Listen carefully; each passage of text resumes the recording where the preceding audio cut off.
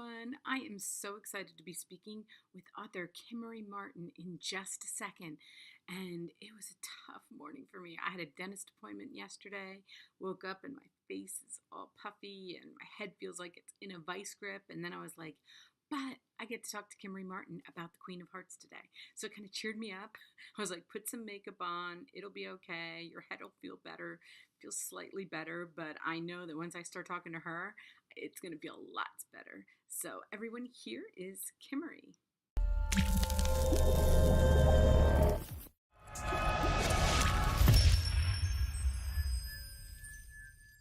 Good morning, everyone. I am so excited because I get to speak with author Kimmery Martin, and we're going to be talking about her book, Queen of Hearts, which I wanted to tell her ask her if she had a hard copy because I listened to it on Audible, but I can show you. This cover is crazy. Crazy, okay? I mean, Kimmery, that is the first thing when I saw this cover, when everybody was posting pictures of it, I was like, I have to read that book. And everybody always says you shouldn't do that. You shouldn't judge a book by its cover, but it really helps. And I love the Tiffany blue. Look at that, the Tiffany blue. I mean, look at how beautiful that is.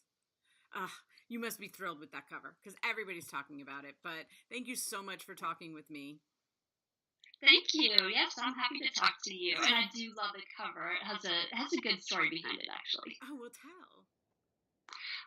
Well, I requested my only request, and I guess your viewers probably know that authors aren't allowed to choose their covers. Not for the most part. Or their titles. Right. But I asked if I could have a vintage drawing of an anatomical heart on the cover, since one of the main characters is a cardiologist. So if you look at that image closely, Wow. there's a human heart underneath the flowers, and the publisher added, all the gorgeous flowers so it didn't look quite so, medical and possibly gross. But the flowers are supposed to be this mixture of celebratory and funereal to illustrate the circle of life in a medical practice. And there are some birds and bees in there. And the background colors like shrubs. So they got very detailed with it. Yeah, they really did. I didn't even look that closely because right away you see the flowers and the butterfly but that is crazy. I mean, like I said, the teal is just beautiful. And I don't know if you've seen these people on Facebook, or not Facebook, Instagram, that do book art. Oh yeah, I love those people. Oh my gosh. I know. I feel like this world is so like you write the book and then people interview you and do reviews and then they make art out of your covers. Oh, I love bookstagrammers. I love those accounts where they do the beautiful pictures. And I try to play with my books, too, because I'm such a book nerd. I take pictures of my books, too. I think it's the best thing about Instagram. It really is. And I found a woman, and I don't know where she's from. I got to look her up. But she does her nails, the cover of the book. Oh, my gosh. Wow. I'm not kidding. I mean, I got to see if she did your book because the ones that I've seen that she's done, like she done not just the teal, but she'll do like the flowers and she holds it up and it's like the book cover. Okay, four. Yeah, tell her to do mine. Mine would be pretty. I know. I'm wondering if she did because I went through all of them and she does new books, so I'm just wondering if she did. But this book, I didn't even write it down. When exactly did this book come out? It just came out. The day before Valentine's Day, so a little over a month ago. Well, that's kind of perfect, right?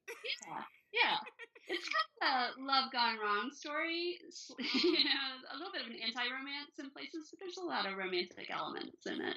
Yeah, I love this book, and I love Zadie and Emma, and like I said, I listened to it on Audible, which those women were fantastic. Okay. Oh, I'm so glad to hear that because I haven't heard it yet. Well, I usually do both, but this one I just listened to just because of the way my life was going at the moment. And I really there's a distinguishing voice, which is awesome because sometimes when there's two characters, you don't, and then you're like, wait, and especially if you're like doing the dishes and you're like, who is it? Yeah. Yeah. So you never get lost with them because I knew who was talking. And with the timeline going at different times, it's really important that you know who's speaking so you know what's going on. So, you know, they did a fantastic job. And so for everybody out there, because I know lots of people listen to, books on tape, on their Audible in the car and, it's huge. And it's huge to have great presence that way. So I always like to tell you guys when I love it. So anyway, you are an ER doctor, okay? And you write this like fantastic novel. It's just, and then I looked up to see if you're still a doctor. Like you're not just writing, you're still practicing. I'm primarily writing right now. But I keep my toe in medicine a little bit. About a year ago, I got offered an office job to get out of the ER, and it was in an allergy clinic, and they wanted a doctor on site as the nurses gave the allergy injections, just in case anyone had an anaphylactic reaction. And so I was kind of getting paid to sit there. And I was so into writing, and it was the perfect opportunity to kind of do both. But yeah, I definitely have a medical background, obviously. Obviously. And, as a mother of 6 children, I just want to thank you for all the ER visits that I ever went to. Sorry. I hope it wasn't too bad. It wasn't. No, I'm telling you, how many, you have no idea. At one point, I lived next to a hospital that I could just walk them. I would just be like, all right, let's go. You're probably single-handedly keeping the whole hospital system afloat there with 6 kids. Yeah, and they were all in sports, and it's just crazy stuff. But anyway, I love you guys. You guys are awesome. So, I love the name Zadie, and I was like, where did you come up with that name? I wish I could remember. I honestly have no idea how I came up with that. I remember how I came up with Dr. X. And then, of course. It's mainly because I never learned to type. So this manuscript was like 200,000 words originally, and I hadn't pecked the whole thing, and I had X as a placeholder until I could think of a name for him. And then I got so far through it, and I was like, it's kind of interesting that he's X because you're not quite sure who he is as the timeline goes back and forth at first. Yes. And so I decided to give him a name that started with an X and just keep the X's in there so I had less typing to do. That might be the lamest reason ever for picking a character name. You know what? It may be the lamest, but it's like, I love that he was I don't know. It led to the intrigue of him being Dr. X and the way they even talked about him. It was like Dr. X, like, I don't know. I thought that was perfect. The names with X are endless, yes. Exactly. And it just led to his whole, especially in the beginning when you were introducing him, it led to the whole mystique of him. And at first, that's what I thought. I was like, well, maybe that's a nickname, like not even more so. Like maybe that's just a code name for him or something, Right. Until we learn his name. Not sure what the heck's going on with that guy. Yeah. Right, exactly. I'm not sure, but I love their friendship. And when I got to the end, because I don't do spoilers, but I was thinking back to friends that I'm not, that something happens, whether it's life, whether it's, hurt feelings. And I don't know, it just made me really reflect on your friendships. And women, it's so complicated because, whether we go to college or we start working, we get married, we have children, it's on and off, and so that's what I love the most about this book was that, at the end I was like, what did happen? I'm 53 now, it's like many years, with some of the women, it's like, what did happen? Sometimes you don't even remember, Yeah, I thought about that a lot too. The original ending of the book before it got published was different, just FYI.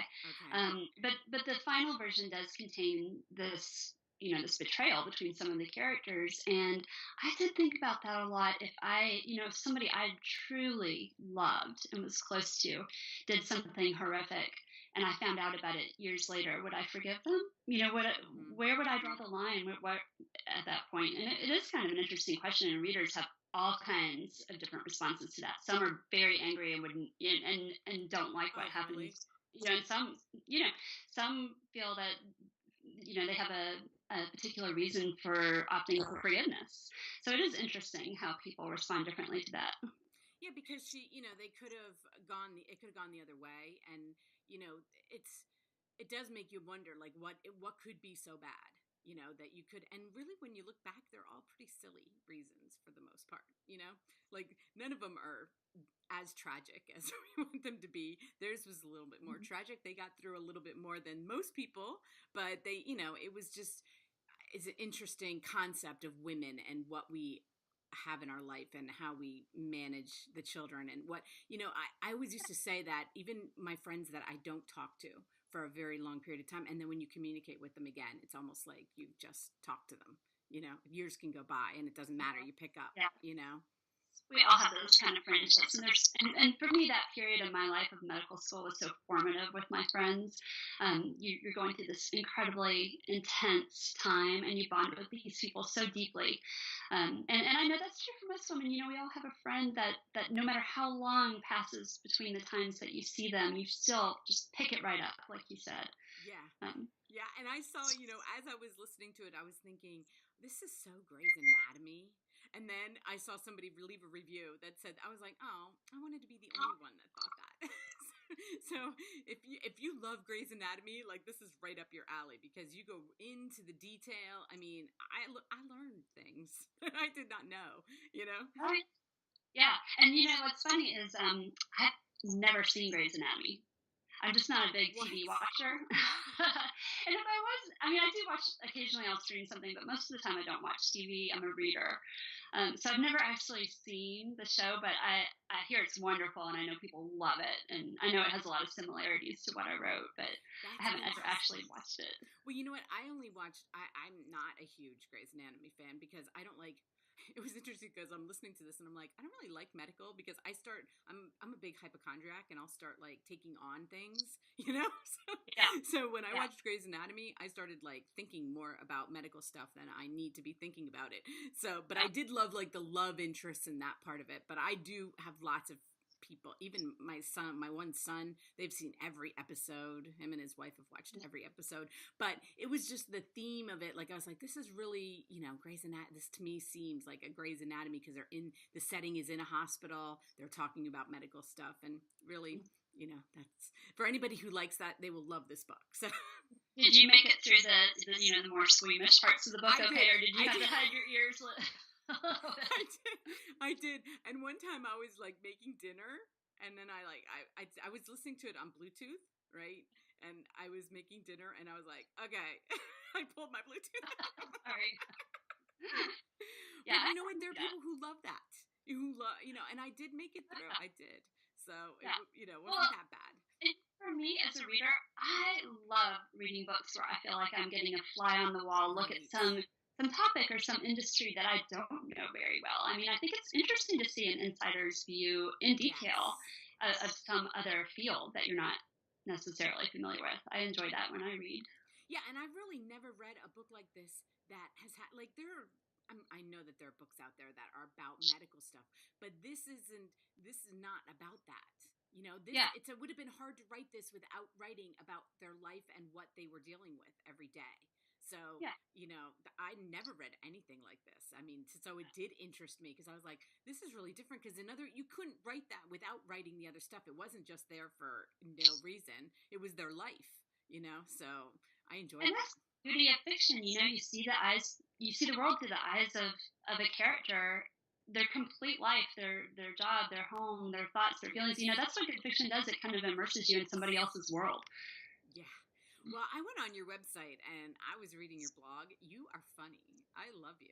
Like, I was like, oh my gosh. So you're writing for the Debutante Ball, which I've talked to other writers who have done that. And how is that? Are you loving doing that? I do love it. I was worried before when I got chosen to do it, I was excited but nervous because I'm not a very organized, deadline adherent person, if you know what I mean. I thought coming up with an article a week will be tough, but I actually love it.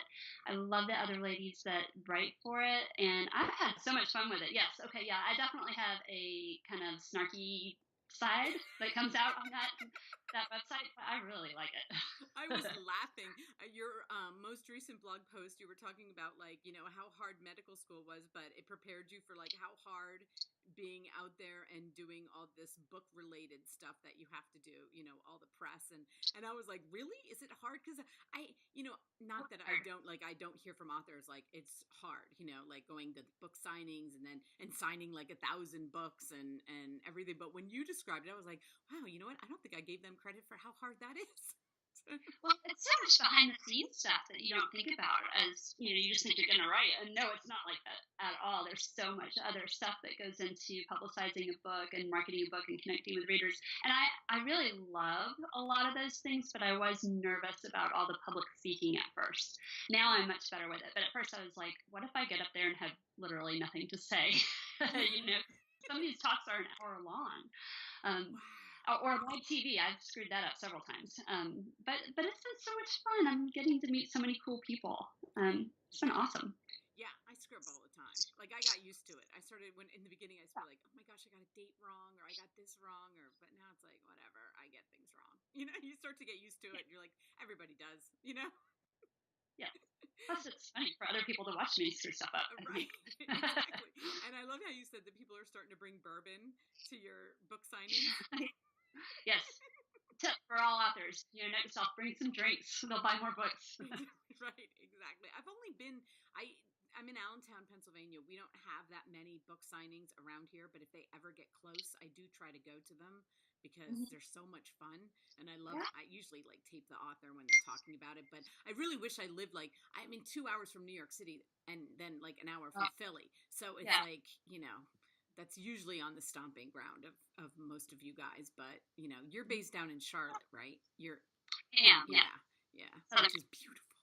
I love Yeah. Charlotte. Yeah. So Well, especially today, y'all are snowed in, and so you're not getting any snow. You're not getting any snow. no, but today got kind of cold. It had been in the 70s, and now today it's cold and rainy. So at least we're not all frolicking in the flowers today. But I no do snow. see some people in North Carolina. I don't know where they are, but they are getting snow today also. So they're probably in Yeah. a different part of the state. Yeah. But I want to tell everyone I love a good quote and I love a good beginning. And for your book, I love the beginning. And it's not your quote, but you quote Mark Twain. And it's perfect for this book. And as soon as I read the quote, like I read it, as soon as I listened to it, I was like, ooh, like you just know, I mean, what you're in for. And so I'm going to read it to everybody, which that it's a very popular quote, but you can't reason with your heart. It has its own laws and thumps about things which the intellect scorns. I love that. I love that you started the book like that. Yeah, because Mark Twain also had a pretty snarky sense of humor, and I just think there's something kind of funny about the idea that your heart is thumping for stuff that your brain is shouting no at, which is a big theme of the book, actually. Yeah. Did you relate to either one of them? Like I love Zadie, but there was something about Emma, and I know she does some things, but I really related because in my 53 years, I haven't made wise choices all the time, and that you look back and go, that probably wasn't the greatest time. So I like fell for her in that way. She was trying to be perfect all the time, and it's just difficult for her. So I don't know. Did you see? Are they a little bit of both? Both of them are a little bit of you, or people you know? At first, people would ask me, which one are you? And I'd say, neither. They're fictional. But the truth is, of course, they are both share some elements of my own personality, and that's kind of a debut author thing. But also, it's just, of course, it's hard to write and not include any elements of yourself in your characters. So yeah, there are parts of me in Zadie and in Emma. And that being said, it's been so weird for me to see how people react to these characters. Right. Like a lot of people detest one of the two of them, and it's not always the same one. Like it's funny. The New York Times reviewed my book, and that reviewer hated Zadie, loved Emma. Like I saw that. you know, was very dismissive about Zadie's personality. Did not care for her at all, or any of her personal like conflicts or outlooks on life or her personality. And then Emma, on the other hand, that reviewer found her compelling, polarizing for sure, but compelling and interesting. And it's weird to me to see other people who hate the book because they hate Emma so much. It's reactions are so different and so subjective. I love how philosophical Emma gets. Yeah, she's very contemplative, very introspective, very cerebral. Yeah, that's what I love about her. And yeah, this is, I mean, for everybody out there, this is your debut novel, if I didn't say that in the beginning. And that's another crazy thing because I'm telling you, people on Instagram were going crazy over this book. Okay, they were like, and all my book people that I know, my book reviewers are like sending, did you read this? Did you read? And I'm like, I'm trying to read. They're all like insisting that I read your book. So that has got to be thrilling for you. Oh yeah, I mentioned I'm a book nerd. I read 2 or 3 books a week. I review books. I interview authors. So that shifting into writing a book myself has been such an awesome experience. Now I do hear all about the book's flaws from plenty of people online, and that's fine. That's good. It's helping me learn. But just seeing the publishing world from the other side has been amazing. Yeah, I just don't know how you do it. Like I looked at I mean, not only are you doing that blog post, but you do interview authors, you do review books. I mean, I was like, how many hours does she sleep a day? Because and your mom and you work and it's like, how do you do that? And writing, are you writing right now? Yeah, I guess I can be. You'll be the first to hear. I sounds like my publisher wants 2 more books. Yes. So yeah, I'm hard at work on it. Well, I can't imagine them not. So it's not like I'm like shocked. I mean, of course, like I said, for a debut novel, usually people are 2 or 3 books in deep till they get any kind of contract like that. So that's amazing. The Congratulations. part is the first thing I ever really sat down and tried to write. I started doing my own book reviews around the same time, but I'd never written any fiction and don't have a background in writing, which is in some ways obvious when you look at the problems in the book. But it was so much fun and so compelling, and I just thought about it all the time when I wasn't doing it. And so I decided I want to stick with writing. I really do. Oh, that's awesome. As a book reviewer, because I only looked at a couple of them that you had reviewed, but I was thinking, like, can you give a negative review?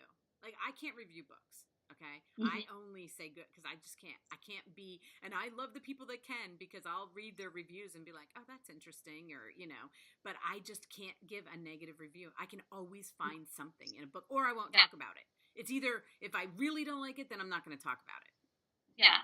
Well, I think it's important now, having been seen both sides of the coin, to remember that it is completely subjective. Unless a book It is just is. very poorly written, Yes. with grammatical errors or Hasn't with been edited. just bad writing. Yeah.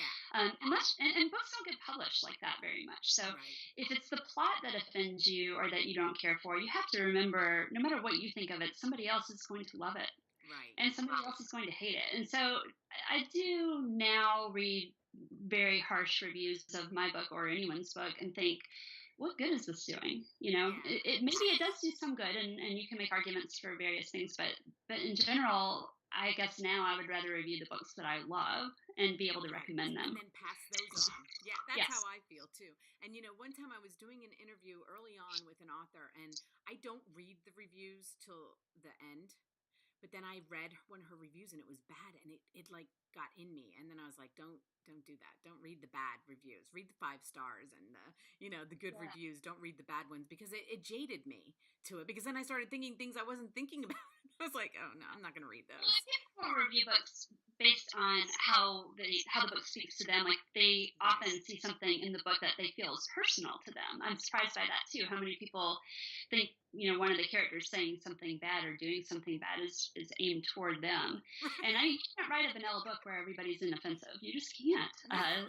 It wouldn't be interesting. And Right. characters are bad and they're human and they're flawed and they do things that are awful. Um, so yeah, it gets complicated, but it is what yeah. Everybody has a right to their opinion about a book, and that's good. Yeah, I always think that too. If I read a review like that, like they'll say, I hated the way this, and I'm thinking, what would be the perfect book?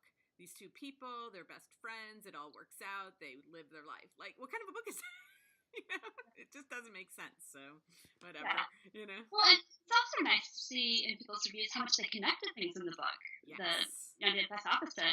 You can yes. find something you love in a book and feel like it's speaking to you, and that's great too. Yeah, absolutely. Uh, That's why I do love reading the good ones because, and the ones that you can tell are done by people who actually read the book, like read the whole book. And yeah, yeah. yeah. But anyway, do you have like any kind of dates for your next book? This is all really preliminary, but I'm hearing early 2020. Yes. Yeah, that's awesome. Plus, you have to, sit down and actually write the book, right? And Yeah, yeah. There's that. there's that part, right? Uh-huh. Well, everyone, I want to show this cover again, and I feel so bad that I get the regular one, and unfortunately, this is how I've listened to it. But look at that beautiful cover, okay? And I will have my son when he edits these, he puts a beautiful picture of the cover up on here, so everyone will be looking at it. And thank you so much, Kimmery. I'm so happy for you. And when I was reading, all these awesome things that everybody was saying about this book, I was just so happy because I knew it was your first book, and I was like, that's so awesome. It's a great way to start. Thank you. It's a real honor for me to be with you. I appreciate it so much. Thank you. And I will have all of her links listed below, plus the Amazon link to get to the book. And have a great day. And I can't let me know when your next one comes out because we'll chat. I will. Thank you. Okay, thanks. Have a great day. Bye. Bye-bye.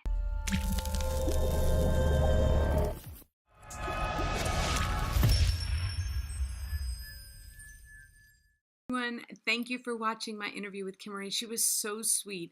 And guys, this book is so good. And I really wish I had a better picture than that. But look at that cover. Oh, there's a good picture of it.